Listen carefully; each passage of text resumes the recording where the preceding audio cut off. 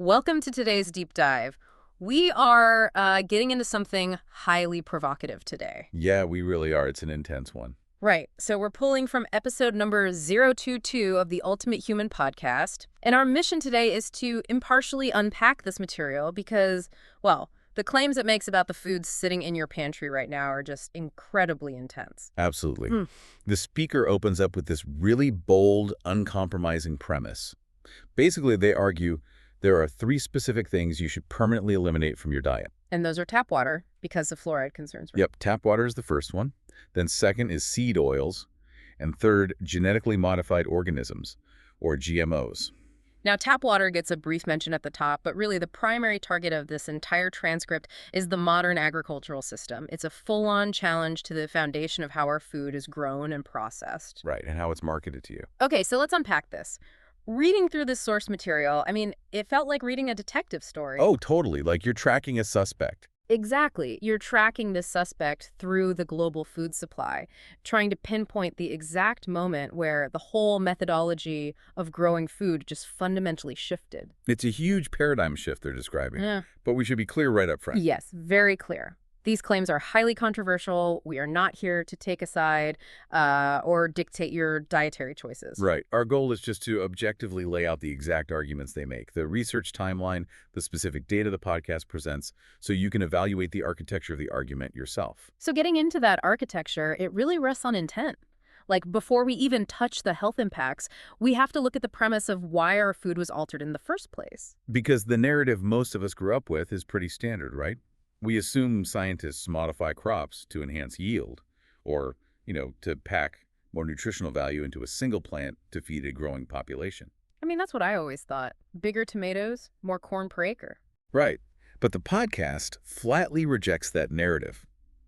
The transcript argues that GMOs were absolutely not created to enhance crop yield directly. Wait, really? They weren't? Nope. And they say they weren't engineered to improve nutritional content either. So if we aren't modifying crops for yield or nutrition, what is the point? Because that seems counterintuitive. Well, the speaker states that these modifications were engineered specifically to make the seed resistant to poisons. Oh, wow. Okay. Yeah, they were designed to survive heavy applications of glyphosate, insecticides, pesticides, and herbicides. So the underlying argument is that the genetic alteration is basically chemical armor.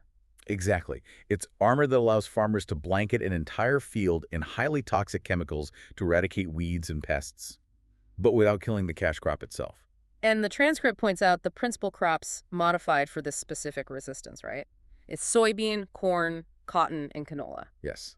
And that brings us directly to the second item on their permanently eliminatory list, which is seed oils. Right.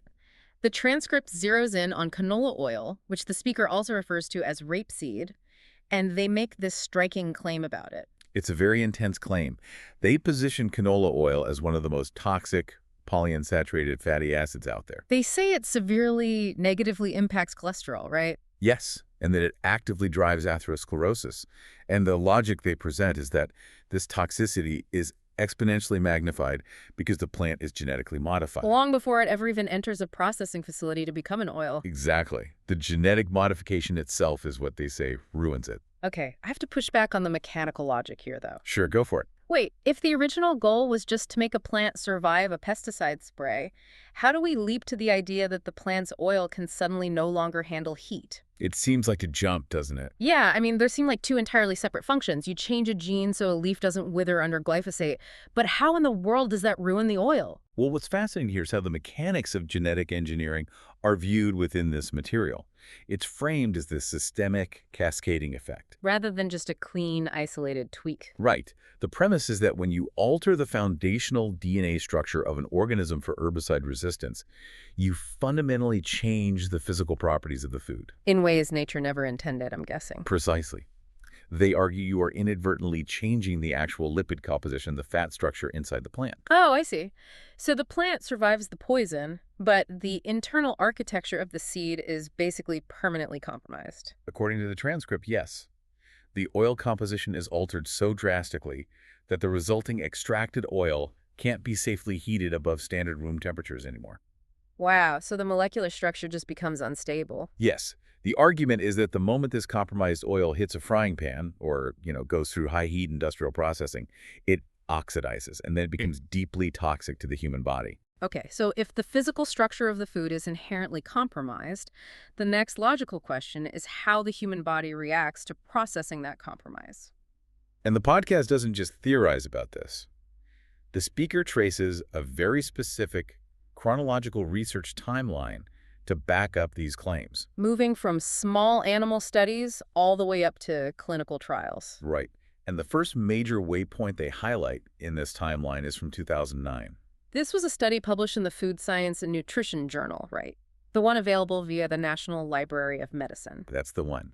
It focused on animal toxicity, and the transcript highlights the systemic nature of the damage. We aren't looking at an isolated reaction here. What kind of damage are we talking about? The data presented points to toxic effects spanning the hepatic, pancreatic, renal, and reproductive systems. Okay, wait, hepatic and renal, so the liver and kidneys. Yep, the body's primary filtration systems. Well, I mean, if a food source contains toxic elements, those systems are obviously going to take the first hit. Exactly. And the speaker emphasizes that these toxic effects were documented while these genetically modified foods were already deeply embedded in our food supply. That's unsettling.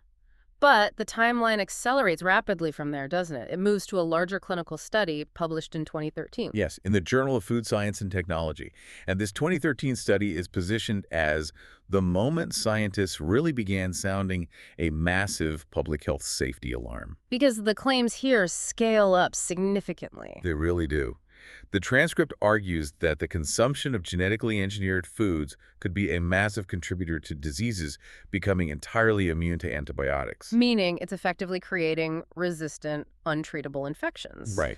Reading this section of the transcript, I immediately thought of a software update. Oh, interesting. How so? Well, it sounds like the speaker is describing an agricultural update meant to fix a minor bug like crop pest that accidentally introduces a catastrophic security flaw into the entire global operating system. Which in this case is antibiotic resistance. That's a great analogy. But I'm still trying to wrap my head around the how.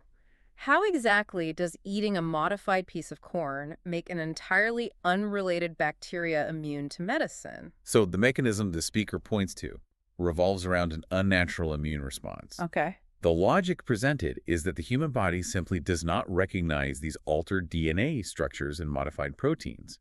It treats the food as a foreign invader. Oh, so it triggers an immune reaction. Yes, a persistent, unnatural immune reaction in the gut.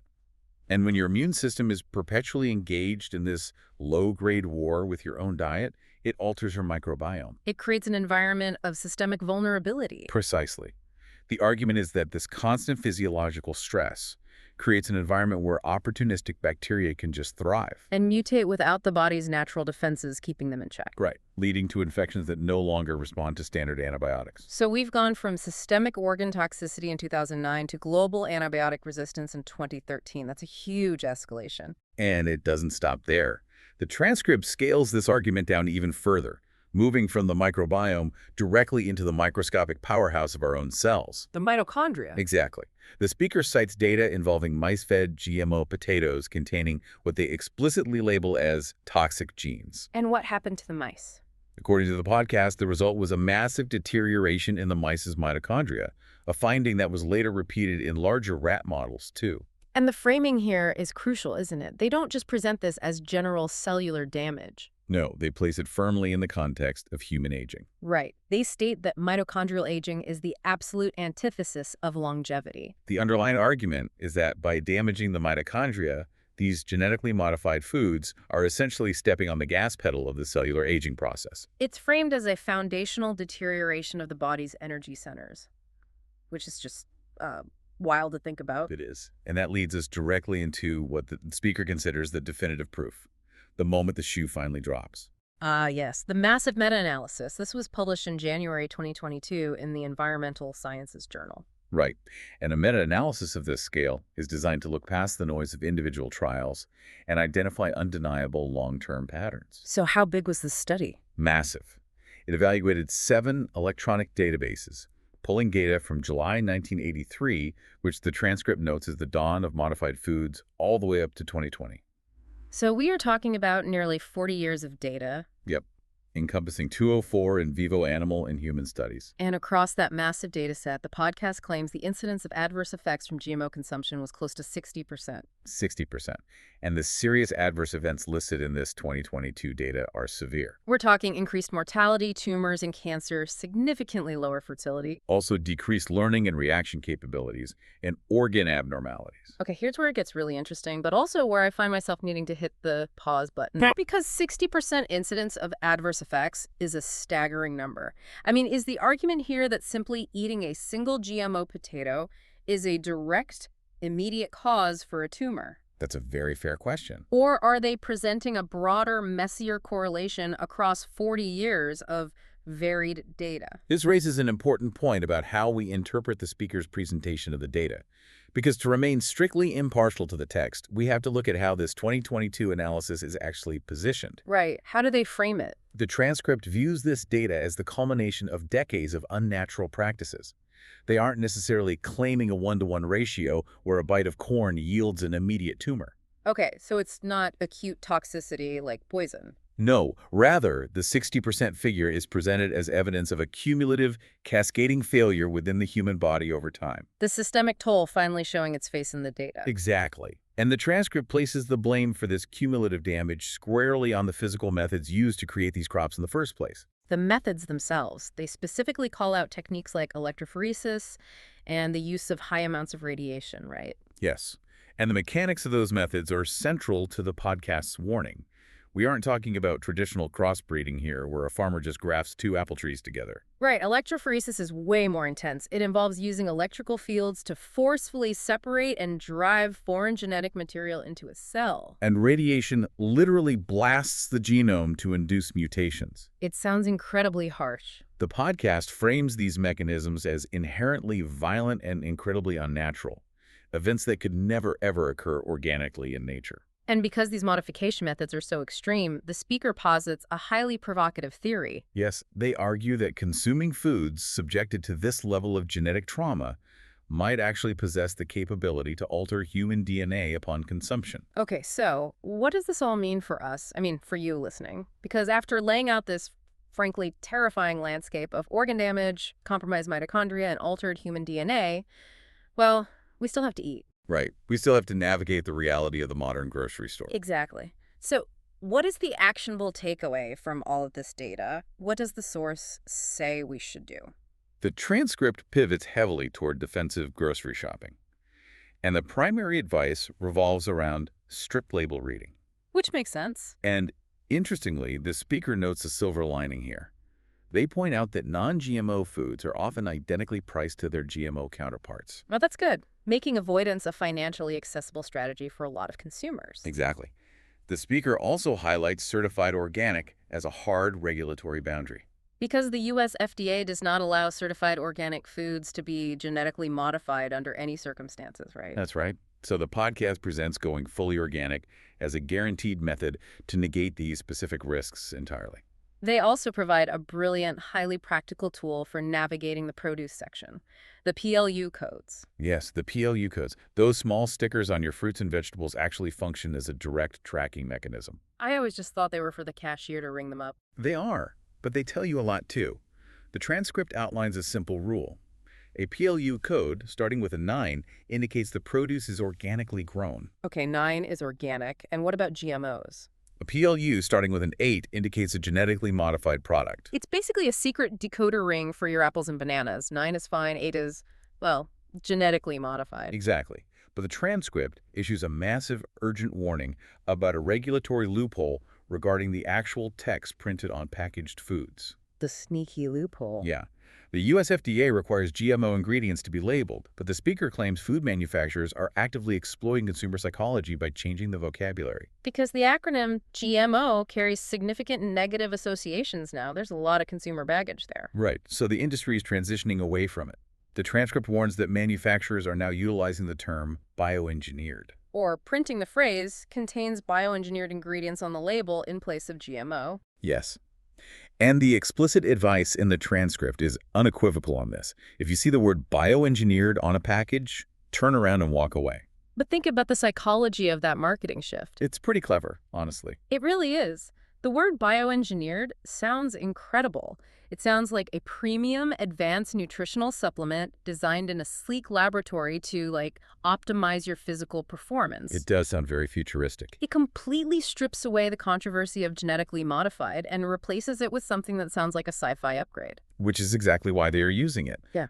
If we connect this to the bigger picture, this specific advice is entirely about preserving consumer agency. Taking the power back. Right. Because whether you listening fully agree with the implications of the 2022 meta-analysis, or if you view the 40-year correlation with skepticism, understanding this vocabulary shift gives you power. It puts the power back in the hands of the shopper. Knowing that an 8 on a PLU sticker or the word bioengineered on a cereal box are simply rebranded identifiers for genetic modification, well, it allows for informed decision-making. It strips away the marketing illusion. It gives you the roadmap to navigate the murkiness of the grocery store. Exactly. So let's take a breath and look at the whole picture we've mapped out today. We started with the transcript's foundational claim that crops are engineered specifically for chemical pesticide resistance, not for human nutritional value. Right. And then we traced the podcast's cited research timeline. We examined the mechanisms behind the 2009 organ toxicity data. The hepatic and renal damage. Yes. And then the 2013 alarms over unnatural immune responses driving antibiotic resistance. Not to mention the claims that these engineered foods actively deteriorate cellular mitochondria, speeding up aging. All of which culminated in that staggering 2022 meta-analysis. The one claiming a 60% incidence of severe adverse effects across 4 decades of data. And finally, we unpacked the defensive shopping strategies, the PLU codes, aiming for organic, and navigating the shifting frontier of food labels. Our mission was to impartially lay out the architecture of these intense claims, connecting the mechanics to the data, so you can evaluate the argument yourself. It is a dense, deeply provocative landscape that forces a very different perspective on the realities of modern agriculture. It absolutely does. And as we close out this deep dive, I want to leave you with a thought that builds on that bioengineered loophole we just talked about. It's a great question to ponder. If the food industry can quietly shift the language on our labels from GMO to bioengineered, specifically to sidestep consumer panic, and completely change our perception of what we are buying. What else are they changing? Exactly. What other everyday terms in the grocery aisles are currently being rebranded right in front of us? What other comforting, scientific-sounding words are actively obscuring how our food is actually made? It makes you want to read every label twice. It really does. Next time you are standing in the aisle looking at the back of a box, it might be worth asking what the label isn't telling you. Thanks for joining us. We'll catch you on the next deep dive.